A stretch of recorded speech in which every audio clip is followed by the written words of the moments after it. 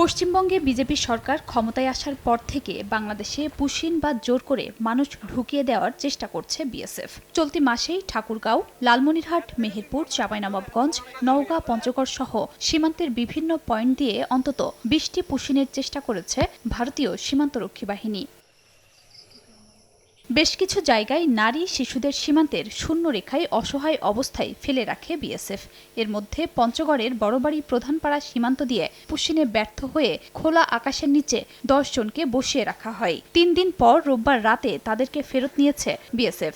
স্থানীয়রা জানান, রাতের আধারে আলো নিভিয়ে ওই 10 জনকে সরিয়ে নেওয়া হয়। কালকে হঠাৎ করেই তাদের দীর্ঘ সময় লাইট বন্ধ থাকে।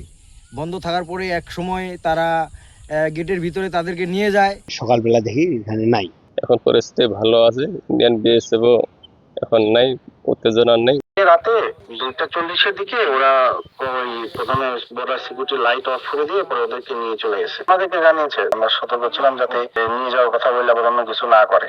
রোববার রাত 10টা থেকে 3 ঘন্টা ধরে অন্তত 10 বার 25 জনকে নওগাঁর নিতপুর সীমান্ত দিয়ে জোর করে ঠেলে পাঠানোর চেষ্টা করে বিএসএফ। তবে তা রুখে দেয় বিজিবি ও গ্রামবাসী। বর্তমানে পুনর্ভবা নদীর শূন্য রেখায় অবস্থান করছেন তারা। ইন্ডিয়ার লোকজনকে রেখে দিয়েছে শূন্য রেখায়। ওনারা বাংলাদেশে ঢোকার জন্য খুব আপ্রাণ চেষ্টা করছে।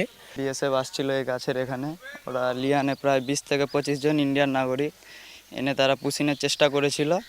আমরা গ্রামবাসী বিজিবি মিলে আমরা প্রতিরোধ করেছি। বাংলাদেশ বিজেপি জানার পরে এবং এলাকাবাসী সবাই মিলে একসাথে প্রতিরোধ করে তারা পুশিন করতে ব্যর্থ হয়েছে। অবৈধ প্রবেশ ঠেকাতে দিনাজপুরের হিলি সীমান্তেও জোরদার করা হয়েছে টহল। 2 দিন আগে হিলির ঘাসুরিয়া সীমান্ত দিয়ে 5 জনকে পুশিনের চেষ্টা করলে রুখে দেন বিজিবি সদস্য ও গ্রামবাসী।